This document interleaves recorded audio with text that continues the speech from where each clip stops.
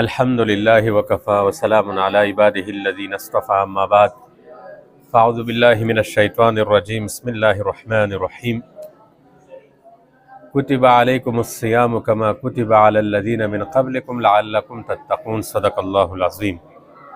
شعبان کے مہینے کے آخری تاریخیں ہیں۔ چند دنوں کے بعد ہم رمضان المبارک کے مہینے میں داخل ہو جائیں گے اگر اللہ نے چاہا۔ یہ وہ مبارک مہینہ ہے کہ رمضان، نبی علیہ السلام اس کے لیے دعائیں کیا کرتے تھے 2 مہینے پہلے کہ یا اللہ رمضان تک مجھے پہنچا دے۔ بہت برکت والا مہینہ ہے، بہت خیروں والا مہینہ ہے۔ اب اس مہینے کے آنے سے پہلے ہمیں کیا کیا کرنا چاہیے؟ استقبال رمضان کے حوالے سے کچھ باتیں یہ جو ہے یاد رکھو، سمجھ آ رہی ہے؟ تو آج ہم تقریباً یہ 8 باتوں کے متعلق آپ کو جو ہے بتاؤں گا، توجہ سے دھیان سے اس کو سننا۔ سب سے پہلی بات کیا لکھی ہے کہ فرائض اور واجبات کی ادائیگی اور توبہ اور استغفار۔ دیکھو رمضان آنے سے پہلے، میری طرف توجہ ہے نا، رمضان آنے سے قبل فرائض اور واجبات کی ادائیگی کا اہتمام کریں۔ سمجھ آ رہی ہے؟ اگر ذمے میں قضا نمازیں ہیں یا روزے ہیں تو ادا کرنے کی ترتیب بنائیں کہ مجھ سے پہلے جو نمازیں رہ گئی ہے انشاءاللہ اس کو مکمل کروں گا، جو مجھ سے روزے رہ گئے ہیں ان کو بھی انشاءاللہ مکمل کر لوں گا۔ سمجھ آ رہی ہے؟ اور دوسری بات کہ پچھلی زندگی میں آج سے جو کچھ ہم نے پیچھے جتنی بھی گناہ کیے ان پر سچی دل سے توبہ کریں۔ سمجھ آ رہی؟ اور دل کو گناہوں سے اور بری خیالات سے بالکل پاک کر دیں، ٹھیک ہے؟ اور آنکھ ہو گئی، کان ہو گیا، زبان، ہاتھ، پاؤں، دل، دماغ، الغرض جسم کی کسی بھی حصے سے جو ہونے والے گناہ ہیں نا، جو گناہ ہو چکے ہیں زبان سے، آنکھ سے، کان سے، ہاتھوں سے، اس پر سچی توبہ کر لے، ٹھیک ہے؟ تاکہ گناہوں سے پاک صاف ہو کر رمضان میں ہم داخل ہو جائیں۔ سمجھ آ گئی؟ تو نمازوں کا بھی اہتمام شروع کرو ابھی سے، جو نہیں پڑھی ہے اس کی قضا کرنے کی ترتیب بناؤ، اور جو روزے رہ گئے ہیں وہ بھی۔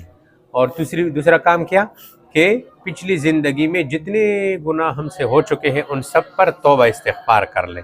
اتنی بات سمجھ آ گئی؟ یہ پہلی بات کے متعلق جو ہے بات تھی بتائی گئی۔ نمبر 2، رمضان المبارک کے مسائل سیکھیں اور سکھائیں۔ نماز فرض ہے تو نماز کا علم حاصل کرنا بھی فرض ہے۔ سمجھ آ رہی ہے؟ روزہ فرض ہے تو روزے کے مسائل بھی فرض ہے۔ سمجھ آ رہی ہے؟ روزے کی کیا مسائل ہے وہ بھی سیکھو۔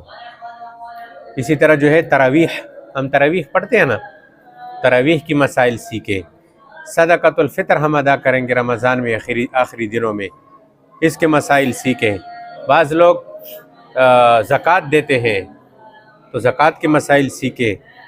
بعض لوگ اعتکاف میں بیٹھتے ہیں رمضان میں آخری 10 دنوں میں، آخری عشرے میں، تو ادھر بھی جو ہے اعتکاف کے مسائل جو ہے سیکھیں۔ تو دوسرا کام ہمارا کیا ہوا کہ رمضان المبارک کے مسائل خود بھی سیکھیں اور دوسروں کو بھی سکھائیں۔ سمجھ آ گئی؟ تیسری نمبر پر اپنے نفس کو تقوی کا پابند بنائیں، اپنے آپ کو تقوی کا پابند بنائیں، ٹھیک ہے؟ تقوی کیسے کہتے ہیں؟ اللہ پاک سے ڈرنا۔ یہ رمضان المبارک میں جو ہے نا یہ تقوی یہ انسان کو مل جاتا ہے، کیونکہ اللہ پاک فرماتے ہیں کہ روزہ میں نے اس لیے فرض کیا ہے تاکہ تم متقی بن جاؤ، پرہیزگار بن جاؤ۔ سمجھ آ رہی؟ تو روزے سے تقوی ملتا ہے، اللہ کا خوف دل میں آتا ہے، ڈر دل میں آتا ہے۔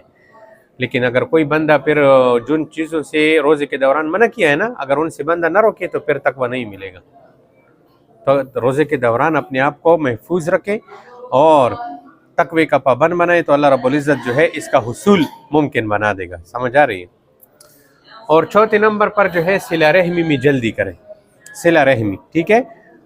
قطع رحمی یعنی رشتے ناطے توڑنا بہت بڑا گناہ ہے۔ اپنے رشتہ داروں سے قطع تعلق، ماموں کے گھر، چاچا کے گھر نہ جانا، ان سے تعلق جو ہے توڑنا، یہ کیا ہے؟ یہ سخت گناہ ہے، بڑا گناہ ہے۔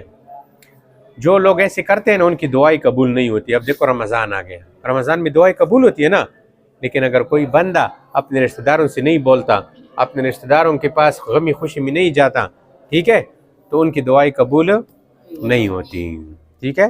تو رمضان آنے سے قبل رمضان آنے سے قبل سنگین گناہ ہے، یہ بڑا گناہ ہے، اس سے توبہ کر لے، رشتہ داروں سے جو ہے صلہ رحمی کر لے، ٹھیک ہے۔ حدیث ہے، نبی علیہ السلام نے ارشاد فرمایا کہ اصل صلہ رحمی کرنے والا کون سا شخص ہے؟ وہ شخص ہے کہ جب اس کے ساتھ اپنے رشتہ دار تعلقات ختم کرتا ہے لیکن یہ اس کے ساتھ ختم نہیں کرتا بلکہ اس کے ساتھ تعلقات جوڑتا ہے۔ سمجھ آ رہی ہے؟ یہ ہے صلہ رحمی۔ یہ تو نہیں ہے کہ لوگ میرے پاس آئے، بلکہ ہمیں چاہیے کہ لوگ اگر ہمارے پاس ہمارے رشتہ دار ہمارے پاس نہیں آتے تو ہم ان کے پاس جائیں، ہم ان کے ساتھ جو ہے کیا کریں؟ صلہ رحمی کرے، رشتہ داری کو برقرار رکھے۔ سمجھ آ رہی ہے؟ اسی طرح پانچواں کام جو ہم نے کرنا ہے وہ کیا ہے؟ دل کو صاف کرے۔ کیا مطلب ہے؟ کہ ہمارے دل میں جو نفرت ہے لوگوں کا، ٹھیک ہے، وہ نکل جائے رمضان آنے سے پہلے، وہ نفرت ہمارے دلوں سے نکل جائے۔ کسی نے ہمارے ساتھ زیادتی کی ہے اور ہمارے دل میں جو ہے جذبہ ہے کہ میں اسے بدلہ لوں، نہ نہ نہ، یہ انتقام کا جذبہ یہ نکالو دل سے۔ سمجھ آ رہی ہے؟ یا حسد ہے دل میں، حسد کسے کہتے ہیں؟ کہ اس کے ساتھ بنگلہ کیوں ہے، اس کے ساتھ گاڑی کیوں ہے، یہ کیوں اتنا مالدار ہے، یہ ایسا نہیں ہونا چاہیے، اس کو کہتے ہیں حسد۔ یہ حرام ہے، اس کو اللہ نے دی ہے، تجھے تو آپ نے تھوڑا دیا ہے، اس نے محنت کی ہے، اس نے اپنے لیے بنگلہ بنایا، گاڑی خریدی وغیرہ وغیرہ، تم اس پہ کیوں حسد کرتے ہو؟ تو حسد سے بھی دل جو ہے کیا کر لے؟ پاک کر لے۔ کینہ، ٹھیک ہے، کینہ، بغض، یہ اس سے اپنے دلوں کو صاف کرے۔ رمضان آنے سے پہلے ہمارے دل جو ہے کیا ہو؟ صاف ستھرے ہو ان گناہوں سے، کسی کے بارے میں ہمارے دل میں جو ہے کوئی بھی جو ہے کینہ، بغض وغیرہ نہ ہو۔ سمجھ آ رہی ہے؟ نبی علیہ السلام نے ارشاد فرمایا کہ وہ متقی اور صاف ستھرا دل جس میں نہ گناہ ہو، نہ بغاوت ہو، نہ ہی اس میں کسی کا کینہ ہو اور نہ کسی کے بارے میں حسد ہو، یہ ہے پاک دل، صاف دل۔ یہ سمجھ آ رہی ہے؟ کسی کے بارے میں دل میں کچھ بھی نہ رکھو، بس کسی نے اگر ہمارے ساتھ زیادتی کی ہے تو اللہ کے لیے ہم نے معاف کر دیا۔ ایسے رمضان میں ایسے داخل ہو جاؤ، پاک صاف۔ جیسے حاجی حج پہ جاتے ہیں نا، تو یہاں سے احرام وغیرہ ساری تیاری کر کے جاتے ہیں، جب حج میں داخل ہوتے ہیں تو پوری تیاری کے ساتھ داخل ہوتے ہیں۔ ایسے رمضان آ رہا ہے تو ان تمام باتوں کا ہم خیال رکھیں۔ آگے کیا ہے؟ نمبر 6، دعاؤں کا معمول بنائے۔ دعائیں، ٹھیک ہے، اللہ پاک سے بہت دعائیں مانگے۔ رمضان المبارک کا مہینہ ہے نا، یہ دعاؤں کی قبولیت کا مہینہ ہے، اس میں دعائیں اللہ پاک قبول کرتے ہیں۔ سمجھ آ رہی ہے؟ لہٰذا ابھی سے اپنے آپ کو لمبی لمبی دعاؤں کا عادی بناؤ۔ 5 منٹ، آج کل پھر 6 منٹ، پرسوں 7 منٹ، 8 منٹ، 10 منٹ دعائیں کیا کرے جو ہے، ٹھیک ہے۔ اور پھر اگر مسنون دعائیں آپ کو یاد ہے تو وہ بہت اچھی ہے۔ سمجھ آ رہی ہے؟ ورنہ تو جو ہے اپنی زبان میں، آپ کی جو اپنی زبان ہے اسی زبان میں جو ہے اللہ پاک سے دعائیں مانگو، اپنے لیے، اپنے ماں کے لیے، اپنے باپ کے لیے، اپنے بہنوں کے لیے، اپنے رشتہ داروں کے لیے۔ سمجھ آ رہی ہے؟ اور تمام امت مسلمہ کے لیے، اور اسی طرح جو مسلمان دنیا سے چلے گئے ہیں ان کے لیے دعائیں مانگو۔ سمجھ آ رہی ہے؟ سب کو یاد کرو دعاؤں میں، اللہ پاک سے جنت مانگو، اللہ پاک سے جو ہے جہنم سے پناہ مانگو، اور قبر کے اندر وحشت، اس سے جو ہے یا اللہ قبر کے عذاب سے مجھے بچا دے، جہنم کے عذاب سے مجھے بچا دے، قیامت کے دن کے سختی سے مجھے بچا دے، یہ تمام دعائیں یہ کیا کرو۔ سمجھ آ رہی ہے؟ اور نمبر 7 صدقہ کرنے کی عادت ڈالو، صدقہ کرنے کی۔ سمجھ آ رہی ہے؟ شعبان کے مہینے میں ابھی دیکھو روزہ شروع نہیں ہے، آج سے ہم نیت کریں کہ تھوڑا تھوڑا صدقہ کیا کریں، پھر جب رمضان آ جائے تو رمضان مبارک میں تو آپ کے لیے پھر سخاوت کرنا آسان ہو جائے گا۔ جس نے پہلے سے اپنے آپ کو عادی بنایا ہوتا ہے نا، تو اس کے لیے پھر رمضان میں بھی یہ چیز کیا ہو جاتی ہے؟